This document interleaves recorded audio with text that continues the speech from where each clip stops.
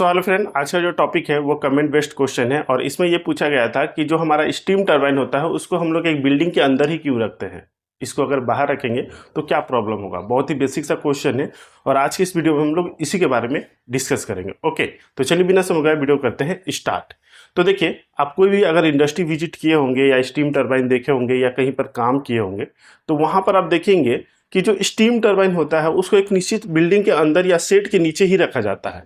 तो इसके पीछे कई सारे रीजन है, एक एक रीजन को हम लोग समझेंगे। ओके, तो इसमें पहला जो रीजन है कि इन्वायरमेंटल प्रोटेक्शन। ओके, तो देखिए हमारे इन्वायरमेंट में मौसम के दौरान कई सारे चेंजिंग आते हैं। जैसे कभी मौसम जो होता है आपका, कभी बारिश का मौसम होता है, कभी धूप का मौसम होगा, कभी गर्मी होगा, कभी ठंड होगा, ठीक है, कभी धूल भरे हवा होंगे। तो इन सभी से हमारे टरबाइन और टरबाइन में लगे हुए जो इक्विपमेंट या क्रिटिकल जो ट्रांसमीटर वगैरह रहते हैं या कोई इंस्ट्रूमेंट लगा जो रहता है उसको प्रोटेक्ट करना ज़रूरी होता है। ठीक है, तो इन सभी को प्रोटेक्ट करने के लिए चाहे वो टरबाइन हो, चाहे टरबाइन से जुड़े हुए कोई भी इक्विपमेंट हो, चाहे जनरेटर हो, चाहे उससे जुड़े हुए कोई क्रिटिकल इंस्ट्रूमेंट हो, इन सभी से प्रोटेक्ट करने के लिए, चाहे वो बारिश से हो, धूल से हो या धूप से हो या गर्मी से हो, इन सभी से प्रोटेक्ट करने के लिए उसको एक निश्चित सेट के नीचे या बिल्डिंग के नीचे रखा जाता है ताकि उनका एक प्रोटेक्शन हो सके। ओके, दूसरा रीजन है नॉइज कंट्रोल। अगर हमारा जो स्टीम टरबाइन होता है वो अगर बिल्डिंग के नीचे रहता है तो उसमें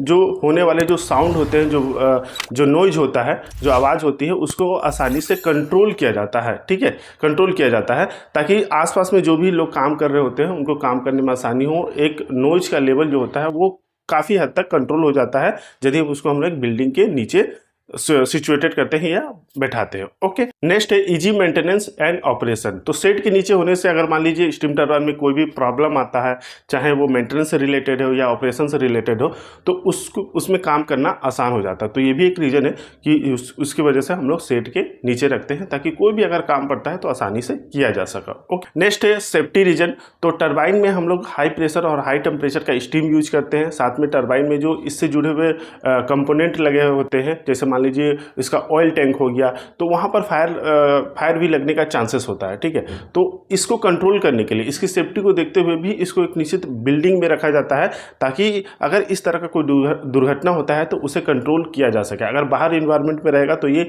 और भी ज़्यादा फैलने का चांसेस रहेगा। ओके, तो एक बिल्डिंग में रख देने से उसके जो इम्पैक्ट पड़ेंगे वो इन्वायरमेंट में कम पड़ेगा। ओके, नेक्स्ट है टरबाइन की एफिशिएंसी। तो टरबाइन को एक बिल्डिंग के नीचे रख देने से टरबाइन की एफिशिएंसी जो होती है वो बरकरार रहती है। ठीक है, तो ये भी एक रीजन है। साथ में टरबाइन और टरबाइन में लगे हुए जो पार्ट्स होते हैं उसमें कोरोजन और वियर में कंट्रोल किया जाता है अगर हम लोग उसको एक बिल्डिंग के नीचे रख देंगे। अगर खुले एटमॉस्फेयर में रखेंगे तो ये कोरोजन और जो वियर होगा वो फास्ट होगा, जिससे टरबाइन की लाइफ जो होगी वो कम होगी। ठीक है, तो टरबाइन का लाइफ को भी इंक्रीज करता है यदि हम एक निश्चित शेड या एक बिल्डिंग के नीचे रखते हैं। ठीक है, तो इतने सारे रीजन हो गए।